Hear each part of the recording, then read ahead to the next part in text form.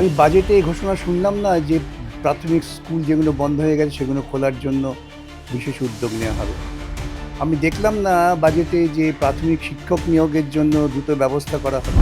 ২১ কোটি টাকা শিক্ষাক্ষেত্রে বরাদ্দ, এটা খুব বরাদ্দ হলো। প্রাইমারি স্কুল চালু করতে পারছেন না, আইআইটি কথা বলছেন, এটা মহা মুশকিল। আমি তো আশা করেছিলাম দিয়ে বাজেটে বলবেন যে সুপ্রিম কোর্টের রায় অনুযায়ী এত টাকা দিয়ে প্রাপ্য হয়, সেই টাকাটা আমরা বরাদ্দ করলাম। কিন্তু মূল কথা, সেই মূল কথাটা কোথায়? মমতা আমাদের টানতে টানতে নর্দমার মুখে ফেলেছে, এবার ধাক্কা দিয়ে ফেলেছে। রাজ্যের শিল্পের জন্য বামেদের কি প্রয়োজন? এছাড়া কোনো বিকল্প নেই। গোপাল ভাঁড়টা কী ছিল জানি, এ কথা বলার পর আমার উপর আক্রমণ হবে হয়তো। গোপাল ভাঁড় দাঙ্গা বাজছে, চূড়াবর্তী অ্যাভিনিউয়ের নাম পরিবর্তন হয়ে গোপাল পাঠা নাম দেওয়া হলো। এটা পরিষ্কার যে তুমি শিক্ষিত যদি হও এবং শিক্ষিত তুমি যদি ভিন্ন ধর্ম সম্প্রদায় তুমি বাদ, আমি গুন্ডা হলে, আমি যদি হিন্দু হই তাহলে আমি সম্মানিত হব। পশ্চিমবঙ্গে বিজেপি সরকার রাজ্যে আসার পর প্রথম পূর্ণাঙ্গ বাজেট পেশ করা হলো। অর্থমন্ত্রী প্রায় ১.৫ ঘন্টার বেশি সময় ধরে আমরা দেখলাম যে বাজেট পেশ করলেন, যেখানে ছাত্র, যুব, মহিলা থেকে একাধিক জায়গায় তারা কিন্তু গুরুত্ব পেয়েছে, বিশেষ গুরুত্ব দেওয়া হয়েছে। এই যে বাজেট, এই পূর্ণাঙ্গ বাজেটকে কিভাবে দেখছেন? আমাদের সঙ্গে রয়েছেন আইনজীবী বিকাশ রঞ্জন ভট্টাচার্য। কিভাবে দেখছেন বাজেট আজকে? দেখুন, আমি তো পূর্ণাঙ্গ বা আংশিক বাজেট কী আছে দেখিনি, কিছু কিছু ঘোষণা শুনেছি। এখন আমি আমার রাজনৈতিক অভিজ্ঞতায় দেখেছি, বিশেষ করে এই দক্ষিণপন্থী সরকারগুলো বাজেটে খুব বড় বড় ঘোষণা করে, কাজে কিছু করে না। আমি বাজেটে এই ঘোষণা শুনলাম না যে প্রাথমিক স্কুল যেগুলো বন্ধ হয়ে গেছে সেগুলো খোলার জন্য বিশেষ উদ্যোগ নেওয়া হবে। আমি দেখলাম না বাজেটে যে প্রাথমিক শিক্ষক নিয়োগের জন্য দ্রুত ব্যবস্থা করা হবে। দুটো ঘোষণা আমার ভালো লেগেছে, একটা হচ্ছে মিড ডে মিলের বরাদ্দ, আর ওই আইসিডিএস কর্মীদের তাদের ভাতা বৃদ্ধি। যদি এই দুটো কার্যকর করে তাহলে অভিনন্দনযোগ্য, তা না হলে আবারও এই লোকগুলোকে ওরা মিথ্যে প্রবঞ্চনায় ফেলবে, সেই আশঙ্কা আমার আছে। মানে সংশয় প্রকাশ করছেন যে আমি সবসময় সংশয়িত, কেন ভারতবর্ষের আমি বিজেপি সরকারের বাজেটের ঘোষণা শুনি এবং তার পরবর্তীকালে মূল্যায়ন দেখি, তাতে ন্যূনতম ভরসা আমার মনে আসে না। কিন্তু এই যে বাজেটে আমরা দেখতে পাচ্ছি ১,০০,০০০ শূন্য পদে নিয়োগ করা হবে, এই বিষয়টা বলা হয়েছে, তাতে ৩৩% মহিলাদের জন্য সংরক্ষণ। না না, মহিলাদের জন্য সংরক্ষণ 33%, এটা পশ্চিমবঙ্গের কাছে নতুন কিছু না। আমরা ইতিপূর্বেই বিভিন্ন রকম যে নির্বাচিত সংস্থায় প্রায় 50%ই সংরক্ষিত হয়েছে। কিন্তু ১,০০,০০০ শূন্য পদে নিয়োগ করা হবে, সেই নিয়োগের টার্গেট ডেটটা কবে? নাকি এই ১,০০,০০০ শূন্য পদে নিয়োগ আগামী ১,০০,০০০ বছর ধরে বলবে? বাজেটের সেটা আসল কথা, টার্গেট ডেটটা। মানে এটা কি ১৫ বছরের গত সরকারের থেকে এই ভয়টা থেকে ভয়ভীতি পাচ্ছে বা বটেই সংশয় তো, করছে? গত সরকার তো পেছন থেকে বিজেপি চালিয়েছে, এখন নিজে সরাসরি চালাচ্ছে। ওই তো বলতে পারতেন যে নির্বাচন প্রক্রিয়া, নিয়োগ প্রক্রিয়া আগামী ৩ মাসের মধ্যে শেষ করা হবে।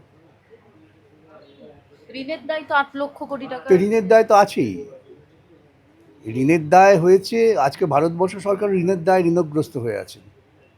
তার কারণ হচ্ছে বাম সরকার চলে যাওয়ার পর এই লোককে কিছু কিছু ভাতা দেওয়ার নাম করে ভোট কেনার দিক থেকে ঋণ হয়েছে, মানুষের ক্ষমতায়ন হয়নি। আর বাম আমলে শিক্ষাকে অবৈতনিক করে দিয়ে তার জন্য ঋণ হয়েছিল, যেখানে মানুষ ক্ষমতায়িত হয়েছিল। মৌলিক পার্থক্য সেখানে। আমরা দেখলাম অন্নপূর্ণা ভান্ডার থেকে শুরু করে মহিলাদের বিধবা ভাতা, বার্ধক্য ভাতা থেকে শুরু করে গর্ভবতী মহিলা এবং যারা নিচু স্তরের পুলিশ কর্মীরা রয়েছেন, বিভিন্ন ক্ষেত্রে তাদেরকে টাকা মানে বাড়ানো হলো। এবং যুবদের জন্য যে বেকার ভাতা, সেটা ভরসা প্রকল্পের নাম দেওয়া হলো। আচ্ছা, আমার একটা না প্রশ্ন আছে। ধরুন, আমি যদি আমার মানুষকে কর্মসংস্থান করে দিতে পারি, তারা স্বয়ং সম্পূর্ণভাবে নিজেদের খাদ্য সংস্থান করতে পারে, ভাতার দরকার হবে কেন? এই ভাতাটা দিয়ে তো প্রকারান্তরে আমি স্বীকার করছি যে আমি ব্যর্থ। আমি সেই ব্যর্থতা, তাকে আমি আমার সাফল্যের দাবি হিসেবে প্রচার করছি। এটা কী ধরনের কাজ? প্রত্যেকটার পেছনে না মূলগতভাবে যেতে হবে। কী করতে চাইছেন, উদ্দেশ্যটা কী? আমি বাজেটে ওই কয়েকটি ঘোষণা ছাড়া আর কিছু দেখিনি, বিশেষ মন্তব্য করব না। কিন্তু এই বাজেটটাও যে একটা কথার ফুলঝুরি, এটুকু আমি নিশ্চিতভাবে বলতে পারি। আচ্ছা, ডিএ ২০% বাড়লো, এই বিষয়টা দীর্ঘদিন ধরে তারা দেখুন, আন্দোলন ডিএ করছে। সম্পর্কে সুপ্রিম কোর্টে নির্দিষ্ট রায় হয়ে আছে, সেই রায়কে কার্যকর করলো না কেন? আমি তো আশা করেছিলাম দিয়ে বাজেটে বলবেন যে সুপ্রিম কোর্টের রায় অনুযায়ী এত টাকা দিয়ে প্রাপ্য হয়, সেই টাকাটা আমরা বরাদ্দ করলাম। কিন্তু মূল কথা, সেই মূল কথাটা কোথায়? মূল বিষয় কোথাও কিছু পাবেন না। শিক্ষাক্ষেত্রে আইআইটি থেকে আইআইএম এর প্রস্তাব দেওয়া হয়েছে এবং বিভিন্ন ক্ষেত্রে 21 কোটি টাকা বরাদ্দ করা হয়েছে শিক্ষাক্ষেত্রে। 21 কোটি টাকা শিক্ষাক্ষেত্রে বরাদ্দ, এটা খুব বরাদ্দ হলো? প্রাইমারি স্কুল চালু করতে পারছেন না, আইআইটির কথা বলছেন, এ তো মহা মুশকিল। মাধ্যমিক স্কুলে আমাদের মেয়েরা পালিয়ে যাচ্ছে, পড়াশোনা করছে না, সেটার জন্য কোনো রকম পরিকল্পনা, উদ্যোগ নেই। এইগুলো মূলে। স্কলারশিপ প্রকল্প আমরা দেখলাম, স্কলারশিপের ঘোষণা করা হয়েছে। স্কলারশিপ তো চিরকালই আছে, স্কলারশিপটা দিক। কীভাবে স্কলারশিপটা পাবে? পরিকল্পনা করতে হবে তো, যে আমার বাম আমলে মেয়েরা অধিক সংখ্যক মাধ্যমিক পরীক্ষা দিচ্ছিল ছেলেদের তুলনামূলক হারে মেয়েদের সংখ্যা বেশি ছিল। বিগত 15 বছর সেটা কমেছে। তার থেকে উল্টো দিকে যাবার পরিকল্পনা বাজেটে কোথায়? কি মনে হচ্ছে বিজেপি সরকারের কোনো পরিবর্তন হবে না? মমতা বন্দ্যোপাধ্যায় থেকে মমতা আমাদের টানতে টানতে নর্দমার মুখে ঠেলেছে, এবার ধাক্কা দিয়ে ফেলে দেবে। আচ্ছা, তার পাশাপাশি এই যে বিভিন্ন আমরা দেখছি যে রাজ্যে আরো 5টি জেলা বাড়লো, এই বিষয়টা সেটা প্রশাসনিকভাবে জেলা বাড়লো, এটা তো হতে পারে, সেটা বড় কথা না। কেন অ্যাডমিনিস্ট্রেটিভ রিফর্মস কমিটিতে ডিস্ট্রিবিউশন অফ পাওয়ার, কিন্তু এরা পঞ্চায়েত, পুরসভা, এই যে স্বয়ংশাসিত সংস্থা যাদের আমরা তৃতীয় স্তরের সরকার বলি, সেক্ষেত্রে গণতন্ত্রের বিকেন্দ্রীকরণ করছেন না, কার্যকর করছেন না, তো জেলা বাড়াচ্ছেন, ভালো। আচ্ছা, শিল্পক্ষেত্রে উত্তর এবং পশ্চিমাঞ্চলে ব্যাটারি চালিত কিছু গাড়ি কারখানা তৈরি হবে বলা হয়েছে। শিলিগুড়িতে ইন্টিগ্রেটেড লজিস্টিক হাব হবে বলা হয়েছে এবং শিলিগুড়িতে আইটি পার্ক, দুর্গাপুরে তৈরি হবে সেমিকন্ডাক্টর ইউনিট, দিনাজপুরে টেক্সটাইল হবে বলে এই যে করা হবে, বিগত 15 বছর মমতা কতবার বলেছেন হবে? আগামী 5 বছর পরে দেখুন এটাও বলবে হবে। মানে কি বলছেন, রাজ্যের শিল্পের জন্য বামেদেরকে প্রয়োজন? এছাড়া কোনো বিকল্প নেই। কেন ওদের মতো একটা ধান্দাবাজ, নির্দিষ্ট একটি দুটি পরিবারের পুঁজিকেন্দ্রিক লালন পালন, তাতে শিল্পের বিকাশ হয় না। শক্তিপীঠ এবং শক্তিপীঠ সার্কিট এবং শ্যামাপ্রসাদ মুখোপাধ্যায়ের জন্মদিনে ছুটি ঘোষণা করা হয়েছে এবং একটা মূর্তিও তৈরি হবে 125 ফুটের ঘোষণা করা সে তো মমতারই পদাঙ্ক অনুসরণ করছেন, ছুটি। ও তো সর্দার প্যাটেলের মূর্তি তৈরি করেছেন, তাতে ভারতবর্ষের মানুষের কী যায় এলো? আর শ্যামাপ্রসাদের মূর্তি তৈরি করলেই তো আমরা বাচ্চা ছেলেদের, তরুণের ডাক পড়াবো, তরুণের স্বপ্ন পড়াবো নেতাজি সুভাষচন্দ্রের, সেই তরুণরা গিয়ে তো ভেঙে দেবো এটা। সুভাষচন্দ্র বসুকে উপেক্ষা করে তুমি শ্যামাপ্রসাদ মুখার্জির মূর্তি তৈরি করছো, যে শ্যামাপ্রসাদ মুখার্জি ব্রিটিশের হয়ে দালালি করেছেন, যিনি ভারতবর্ষ বিভাজিত হোক না হোক আগে বাংলায় ভাগ করতে হবে, এসব ইতিহাস তোমার ছেলেরা পড়বে? আমরা স্কুলে, আমাদের স্কুল থেকে যে উপহার দিত, কখনো ওই সুভাষচন্দ্র বসুর তরুণের স্বপ্ন পড়েছিলাম। সেই তরুণের স্বপ্ন যখন আমরা ছেলে মেয়েদের হাতে পৌঁছে দেব, তখন শ্যামাপ্রসাদ বাবু কোথায় থাকবেন? এই যে সিদ্ধান্ত নেওয়া হলো বা ঘোষণা করা হলো, এই বিষয়গুলি এটা হচ্ছে সম্পূর্ণভাবে মানুষের মধ্যে বিভাজনের পরিকল্পনা। শ্যামাপ্রসাদ মুখার্জি তিনি হিন্দু এবং হিন্দুত্ব করেই জীবন কাটিয়েছেন। তিনি সামগ্রিকভাবে মানুষের কোনো রকম মঙ্গল চিন্তার কথা ভাবেননি, এবং তিনি নিজেই বলেছেন যে আমার উত্থানের জন্য আমাকে হিন্দু মহাসভা করতে হচ্ছে, কেন কংগ্রেসে থাকলে আমার উত্থান হবে না। এই ব্যক্তি স্বার্থকেন্দ্রিক চিন্তা করে তিনি তার জায়গা করার চেষ্টা করেছেন, এবং সেটাকে যদি বিজেপি লালন পালন করে, তার মধ্য দিয়ে কী বার্তা দিতে চাইছে বিজেপি? এইটাই বার্তা দিতে চাইছে, যা করবে ব্যক্তিগত ধান্দায় করো। একটা সিপিএম এর বিতর্কিত বিষয় ছিল, যেখানে মন্তব্য করা হয়েছিল নেতাজিকে তোজোর কুকুর, সেই বিষয়টা নিয়েও তো একটা মন্তব্য উঠেছিল।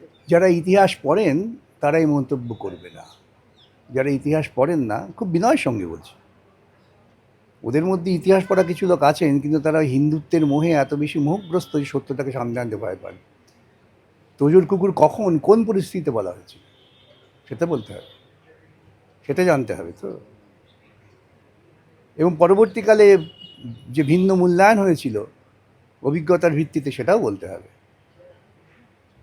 সুতরাং খণ্ডিতভাবে গোটা বিষয় থেকে দুটি শব্দ তুলে নিয়ে যারা বলেন তারা হয় নিজেদের প্রবঞ্চনা করছেন অথবা পরিকল্পিতভাবে গোটা প্রজাতিকে বিপথে পরিচালিত করছেন।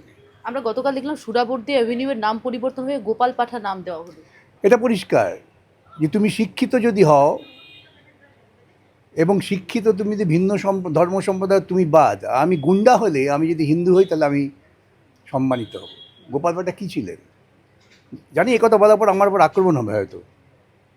গোপাল পাঠা দাঙ্গাবাজ ছিলেন এবং সেই জন্যে গোপাল পাঠার কথা ওরা, গোপাল পাঠা মারা গেছেন বোধহয় 65 না 70 কবে জানো। এতাবৎকাল বেঁচে থাকতে জীবনে কারো কাছে শুনেছেন বিজেপি নেতাদের গোপাল পাঠার কথা? তিনি নিজের জীবনযাপন তিনি গোপাল পাঠা হিসেবে নিজেকে পরিচিত করেছেন, কিন্তু পাঠার মতো তিনি দাঙ্গাবাজি করেছেন। আজকে হঠাৎ হিন্দু রক্ষা করি বলে গোপাল পাঠার মতো দাঙ্গাবাজকে তুমি স্বীকৃতি দিচ্ছ, আর একজন শিক্ষিত মানুষ যিনি শিক্ষার প্রসার ঘটিয়েছিলেন যেহেতু ভিন্ন ধর্মের, তাকে বাতিল করছো। এটা আর যাই হোক বাংলার ঐতিহ্য নেই। এটাই এই যে ক্যালকাটা কিলিং নিয়ে এত বিতর্ক, ক্যালকাটা কিলিংয়ের লোকটা অন্য, এবং সেই ক্যালকাটা কিলিংয়ের ঐতিহাসিক ব্যাখ্যা হওয়া উচিত। আরএসএস মুসলিম লীগ তারা দাঙ্গা বাঁধিয়েছিলেন, এই সত্যটা সামনে আনতে হবে। যারা ওই ইতিহাসবিদ তারা বলবেন আমি ইতিহাসের লোক নই, কিন্তু আজকে যার নামটা বদলে দেওয়া হলো তিনি একজন পরিচিত শিক্ষাবিদ ছিলেন। এটার মধ্যে দিয়ে কী প্রমাণ হচ্ছে যে যারা এটা করলেন তারা বিজেপি হলেও মূর্খ, ওদের নিজেদের মূর্খতাটা এত বেশি করে প্রমাণ করছেন, তাতে আগামী দিন ওরাই লজ্জায় পড়বেন। আচ্ছা, বাজেট প্রসঙ্গে আবার আসবো। শেষ একদম প্রশ্ন, বিজেপির যে মন্ত্র একেবারে সবকা সাথ সবকা বিকাশ, আজকের বাজেট দেখে কি মনে হলো সবকা সাথ সবকা বিকাশ হবে? না, বিকাশ শুনলেই তো ওরা ভয় পায়। আমি সবকা সাথ সবকা বিকাশ ওরা আজকাল বলছি না, এখন বলছি সবকা সাথ সবকা প্রয়াস। বিকাশটা বলতে ভয় পাচ্ছি। আরো ভালো ভালো খবর দেখতে সাবস্ক্রাইব করুন বাংলা হান্টের ইউটিউব চ্যানেল। বাংলা হান্টের আরো খবর দেখতে নজর রাখুন। বাংলা খবর মানেই বাংলা হান্ট।